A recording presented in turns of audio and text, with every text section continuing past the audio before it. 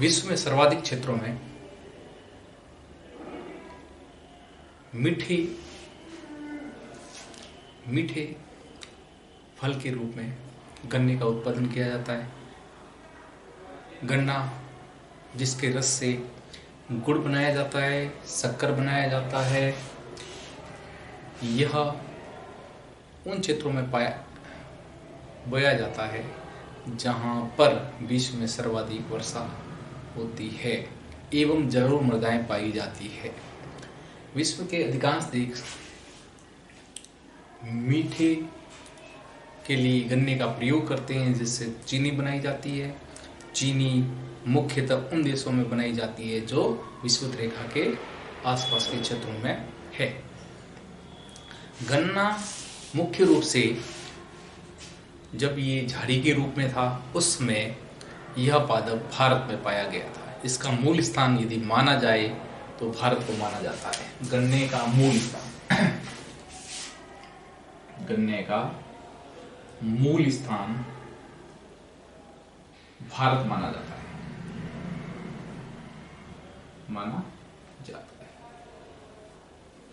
प्राचीन काल से ही भारत एवं दुनिया में गुड़ एवं शक्कर बनाने में इसका प्रयोग किया जा रहा है। पहले मिश्री के रूप में, शक्कर बाद में। पहले मिश्री के रूप में इसका प्रयोग मुख्यतः भारत के सभी ग्रामीण क्षेत्रों में किया जाता था। गन्ना उष्णकटिबंधीय वर्षा वाले क्षेत्रों का पादप है। उष्णकटिबंधीय वर्षा वाले क्षेत्रों का पादप है। इसलिए माना जाता है कि इसके लिए वर्षा चाहिए। कितनी चाहिए वो अभी देखेंगे। विश्व के अधिकांश देश इसको बोते हैं, इसकी फसलें लेते हैं। कुछ विकसित देश हैं वो फसलों को वैज्ञानिक विधियों की सहायता से लेते हैं, जबकि अधिक जनसंख्या वाले देश इसकी फसल श्रमिकों की सहायता से मानव श्रम के द्वारा प्राप्त करते हैं। यदि इसके बोने के समय का निर्धारण किया जाए तो बोने का समय गन्ना बोने का समय मुख्यतः गन्ना बोने का समय सितंबर अक्टूबर महीने को माना जाता है। सितंबर अक्टूबर माह को माना जाता है।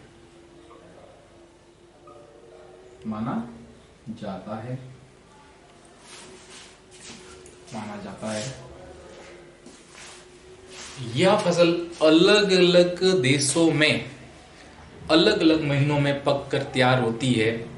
इसके लिए यदि भारत की बात करें तो 9 माह में पकने वाली फसल बोई जाती है। इसी प्रकार से यदि ब्राजील की बात की जाए तो वहां पर 12 से 15 माह में पकने वाली फसल बोई जाती है। विश्व में सर्वाधिक ब्राजील में ही गन्ने को उत्पादित किया जाता है, चीनी बनाई जाती है। दूसरे नंबर पर हमारा भारत पता है। गन्ना बोने के लिए तापमान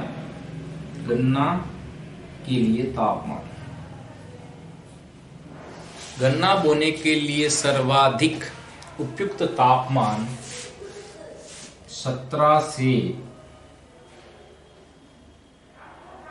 21 डिग्री सेंटीग्रेड तापमान उपयुक्त माना जाता है।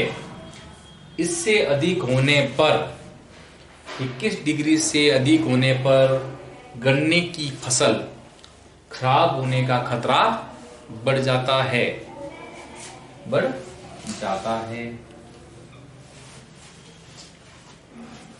पकते समय यह तापमान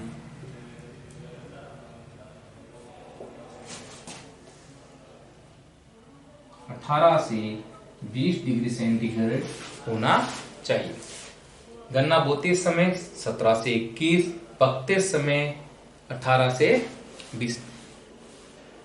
गन्ना बांस की किस्म का पादप है, बांस की किस्म का पादप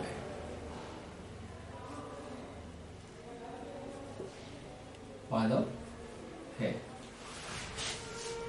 गन्ना बांस की किस्म का पादप है, इसलिए माना जाता है कि जिस प्रकार से बांस के लिए अधिक वर्षा, कहने का मतलब वर्षा यदि सर्दियों में होती है तो वो इसके लिए उपयोगी नहीं है, अधिक वर्षा उपयोगी नहीं है, वर्षा उपयोगी नहीं है। फिर जल की मात्रा, जिन क्षेत्रों में वर्षा 70 से 110 सेंटीमीटर के मध्य होती है,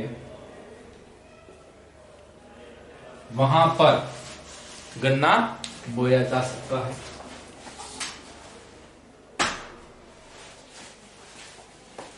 वहां पर गन्ना बोया जा सकता है जहां पर 70 से 110 सेंटीमीटर के मध्य में वर्षा होती है। फिर इसके बाद में गन्ने हेतु सिंचाई की भी आवश्यकता पड़ती है। इसके लिए सिंचाई का जो तरीका है वह ड्रिप या बूंद बूंद सिंचाई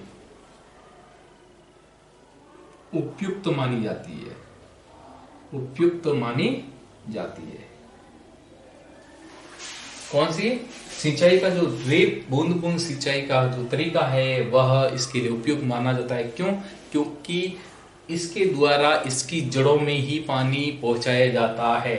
यदि पानी की मात्रा वहां पे बढ़ जाती है, पानी भरा रहेगा, तो यह पादप नष्ट होने की संभावना अधिक रहती है। इसके बाद में मृदा, तापमान जल के बाद में मृदा।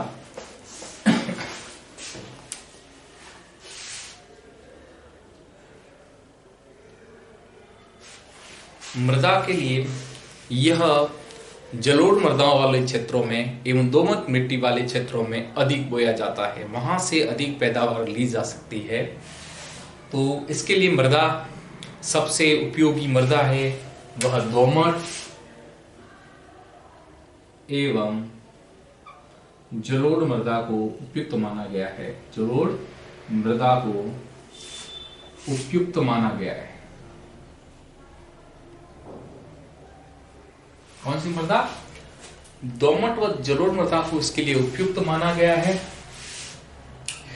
इसमें यह सर्वाधिक पैदावार देती है। गन्ने की फसल सर्वाधिक पैदावार देती है। फिर आगे मृदा के बाद में श्रम। गन्ने के लिए सस्ता श्रम बढ़िया रहता है, क्योंकि श्रम सस्ता होगा तो गन्ने की पैदावार के समय मजदूर आसानी से प्राप्त हो जाएंगे एवं उत्पादन अधिक होगा। मानव श्रम आवश्यक। जिन देशों में मानव श्रम नहीं पाया जाता उन देशों में मशीनों की सहायता से उत्पादन किया जाता है। उत्पादन किया जाता है। यह विकसित देशों में अधिकतर किया जाता है। श्रम के बाद में खाद। गन्ने की फसल हेतु रासायनिक एवं देसी खाद दोनों ही उपयोगी रहती है। देसी खाद लगभग 1/2 भाग खेतों में डाला जाता है।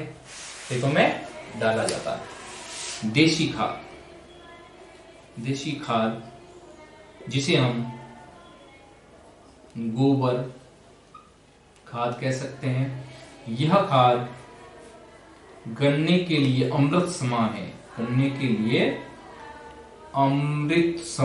है। जिन क्षेत्रों में इस खाद का प्रयोग किया जाता है, देसी खाद का, वहां पर पैदावार औसत से अधिक होती है। पैदावार औसत से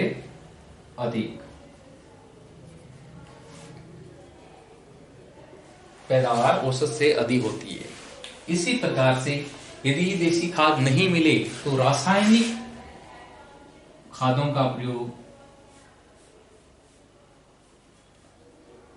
का प्रयोग किया जाता है।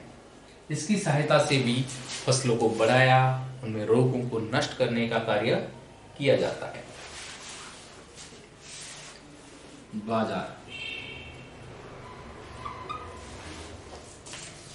जो कि गन्ना है, वह शीघ्र नष्ट होने वाली फसल है, क्योंकि जैसे जैसे समय बीतता है इसमें जो रस पाया जाता है उसकी मात्रा में कमी होती है, जिस कारण से जो मूल लागत है वह भी कभी कभी नहीं मिल पाती। इसलिए इस पादप को जल्दी से जल्दी, जब फसल तैयार हो जाती है तो इसकी फसल को जल्दी से जल्दी बाजारों तक पहुंचाया जाता है।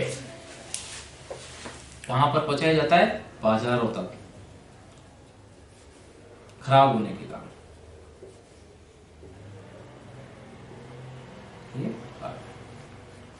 इसलिए जहां पे उत्पादन हो रहा है उनके आसपास क्षेत्रों में बड़े बड़े बाजार होते हैं, मिलें होती है,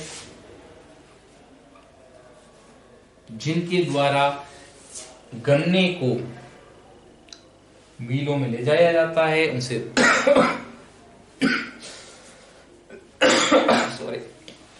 मिलों में ले जाया जाता है। वहां पर इससे रस निकाला जाता है, रस से शक्कर बनाई जाती है और गुड़ बनाया जाता है, और गुड़ को वापस बाजार में ला करके बेच दिया जाता है। तो इसके लिए आवश्यक दशाएं जलवायु में देखें तो तापमान, वर्षा, फिर मृदा, श्रम, खाद, बाजार। इसके अलावा एक और है धरातल। इसके लिए धरातल समतल होना चाहिए,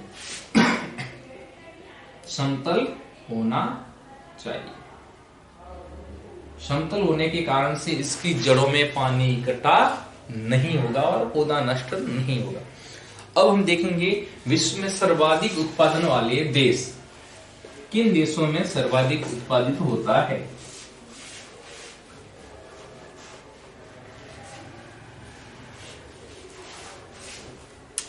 विश्व में सर्वाधिक गन्ने का उत्पादन ब्राजील में होता है। सर्वाधिक उत्पादन वाला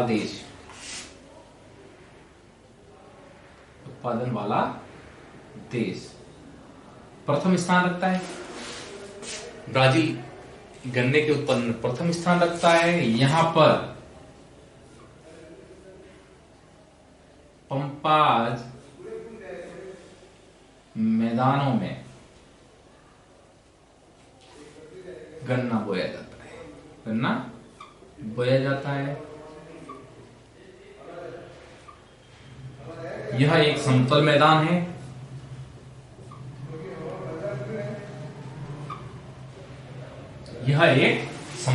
है।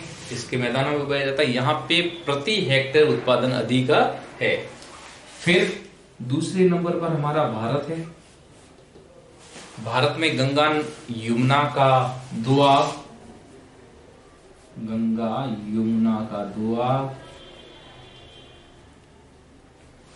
पंजाब, हरियाणा, राजस्थान, मध्य प्रदेश, उत्तर प्रदेश, बिहार आदि में गन्ने का उत्पादन किया जाता है। तीसरा है पाकिस्तान। पाकिस्तान का सिंधु नदी का क्षेत्र, नदी का Doab. Bangladesh, USA, Cuba. Cuba देश को चीनी का कटोरा भी कहा जाता है, क्योंकि यहां पर भी चीनी बनाने का कार्य किया जाता है गन्ने के द्वारा। गन्ने के द्वारा। तो मैप की सहायता से देखेंगे कि कहां कहां पर गन्ने का विश्व में उत्पादन होता है।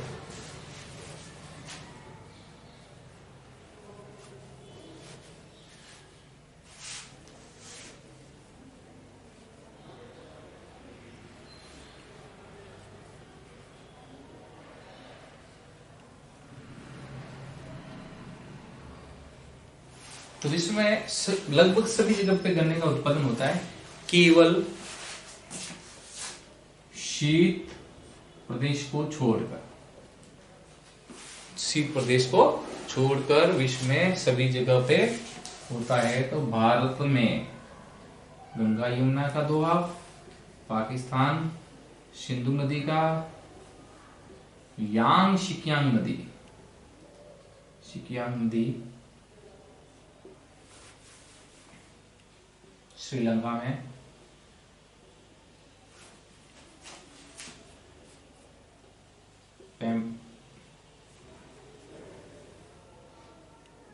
पंपाज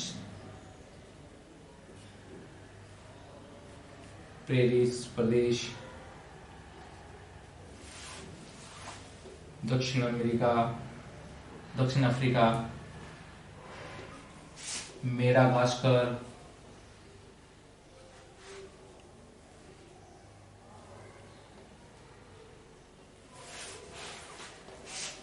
इंडोनेशिया, ब्रह्मा आदि देशों में भी चीनी का उत्पादन यानी गन्ने का उत्पादन किया जाता है। वैसे यूरोपीय देश भी करते हैं, यूरोपीय देश भी इसका उत्पादन करते हैं। तो इस प्रकार से हम देखते हैं कि विश्व का अधिकांश भाग है वह गन्ने का उत्पादन करने में लगा हुआ है। गन्ना उत्पादन क्षेत्र, गन्ना उत्पादन क्षेत्र, गन्ना उत्पादन क्षेत्र।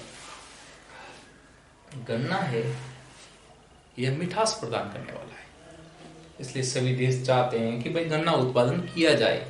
उसके लिए इनके पास में परिस्थितियां नहीं होती है, लेकिन कृत्रिम परिस्थितियां पैदा करके के कुछ देश गन्ने का उत्पादन करते हैं,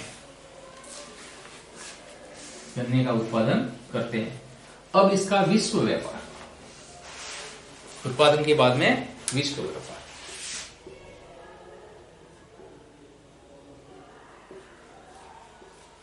निर्यातक देश,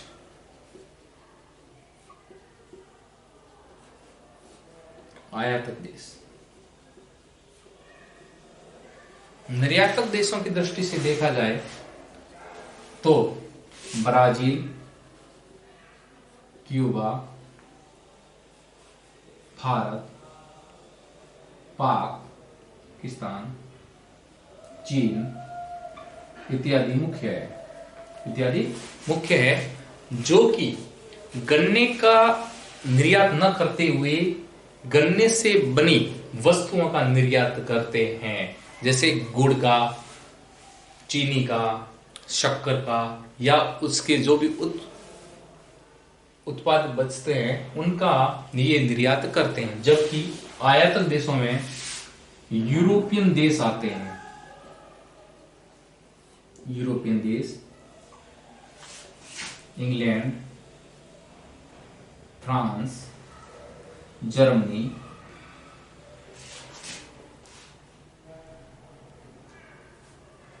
हॉलैंड, स्कॉटलैंड,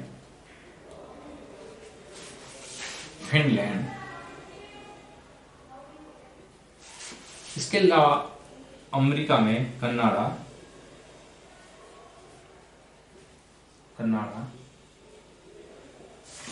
मैक्सिको इत्यादि। एशिया की बात करें तो जापान, कोरियाई देश इत्यादि। ऑस्ट्रेलिया में भी होता है, ऑस्ट्रेलिया में भी गन्ना उत्पादन होता है, लेकिन खुद की पूर्ति नहीं कर पाता, इसलिए यह भी निर्यात करता है। सॉरी,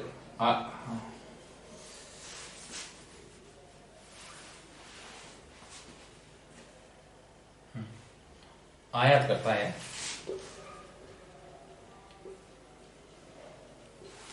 विश्व में सर्वाधिक आयात करने वाला देश ब्राजील माना गया है, और दूसरा है क्यूबा। क्यूबा को चीनी का कटोरा कहा जाता है। ये सभी देश जो आयातक देश है वो खरीदते हैं, जबकि निर्यातक देश है वो बेचते हैं, और यह विश्व व्यापार है। विश्व व्यापार करने के लिए भारी सामान के लिए, चीनी जो भारी होती है उसके लिए जल परिवहन उपयोगी है, सस्ता है, उपयोगी है, सस्ता है। तो आज हमने अपनी कक्षा में कक्षा बी द्वितीय एवं तृतीय के लिए कृषि फसलों में गन्ना का उत्पादन क्षेत्र एवं विश्व व्यापार पढ़ा। धन्यवाद।